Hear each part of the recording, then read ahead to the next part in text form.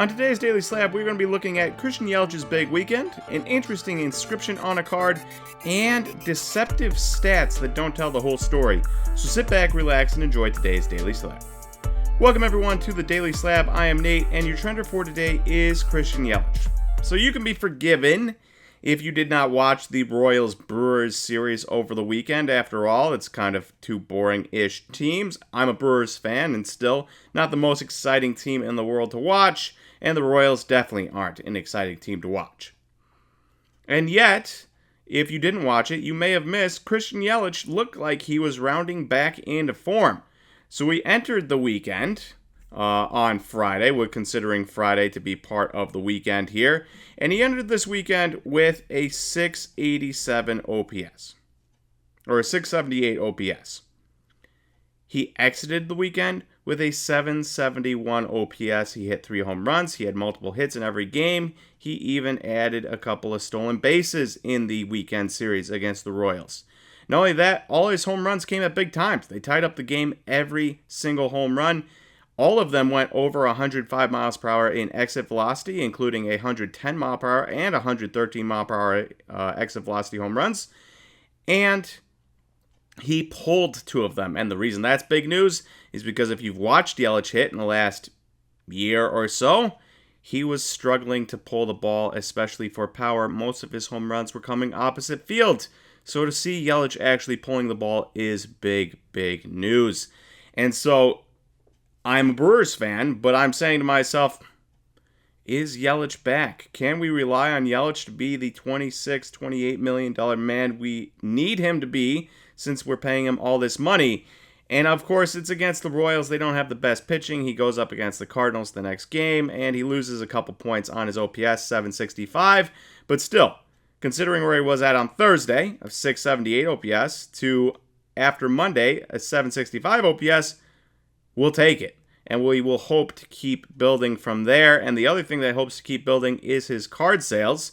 So you have the graph here on the screen. It says negative 69% in the last year.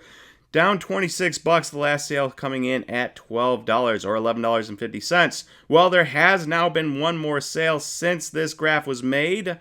And it came in at $17. So it's still not up where other sales have been, but it is trending in the right direction, even though it's still under $20.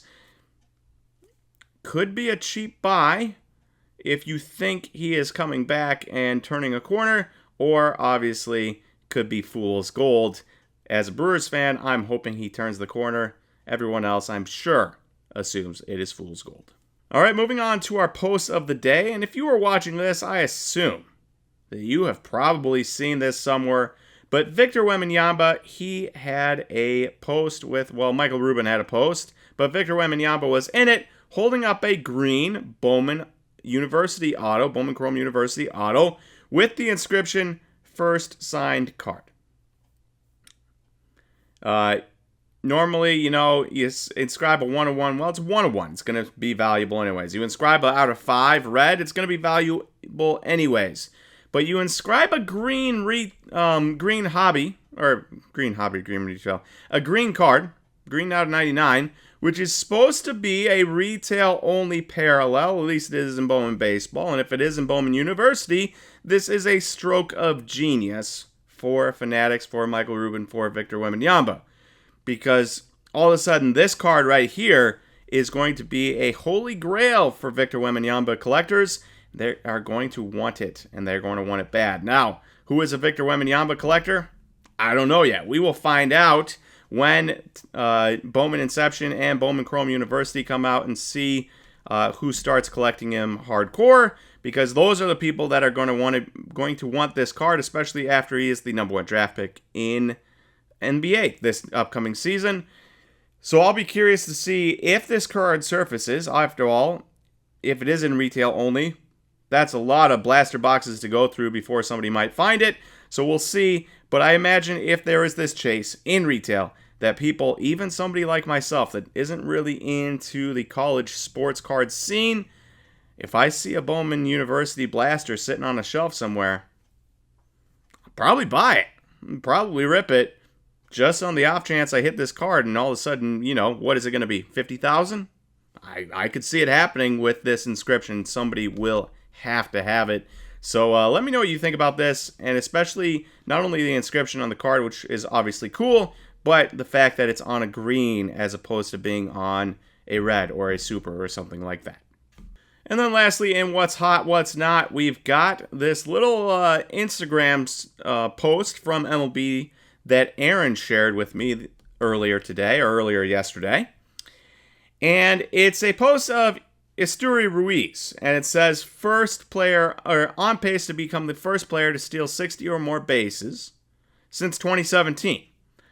And with a lot of us being busy with our days, whether you are working or going to school or being a parent or working and being a parent and cooking and cleaning and everything like that, a lot of times the sports information you see is little tidbits like this, where you don't have time to go check out the rest of Esteury Ruiz's profile, but you can see, oh, he's on pace for 60 plus stolen bases.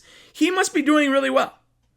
I mean, on its head, you would see that and you would say, if you're stealing 60 plus bases, you must be doing well. That's just how it goes. A guy gets that many stolen bases, he must be a star, or he must be doing a lot better than I expected at the very least, right?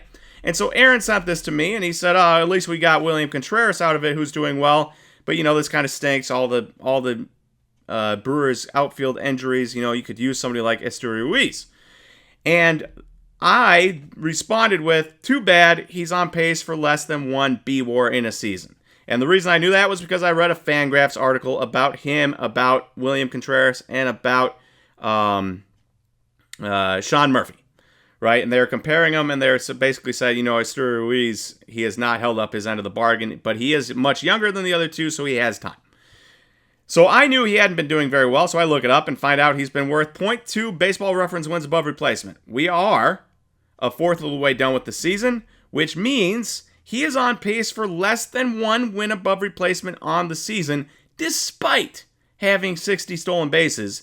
And so this is where you can get deceived by stats, and this is where, not that MLB was trying to deceive you or anything, but you can be deceived by stats, and people can make stats work for them for their argument, especially if they know you're only going to see it in little bits and pieces and not be able to have the time to do the rest of the research, because who really is going out there and researching Esteury Ruiz? You'll see a little piece, you'll say, oh, and next time you see a card, you say, oh, well, he's on pace for 60 or stolen bases, maybe I should buy a card, right? And it's just those little things where it's like boom to boom, not a huge decision. Maybe it's a $5 card, but it's $5 you might not have spent if you looked up the rest, but you only see the one statistic. And so people make statistics lie for them all the time, and that's not necessarily what MLB was doing. They're just pointing out a fact that he is, in fact, on pace to steal 60 stolen bases. But if you look just at that, you would say to yourself, Esteury Ruiz, star. When in fact, he is shouldn't even be a starter in this league. He is a bench bat at best right now. And it's not just this. You see it all the time. People cherry picking this stat or that stat to help their narrative. So if you find yourself in this situation, make sure you always do the extra step of extra research so that you, even if it's a $5 card, right? $10 card, whatever it might be, do the extra step of research so you can say, oh, well, you know, okay, he is on pace for 60 stolen bases, but that's quite literally the only thing he does well. And you won't fall into the trap of saying, man, I should get a card of his without doing any extra research. So stay safe out there. Stats, you can make them lie. People do it all the time.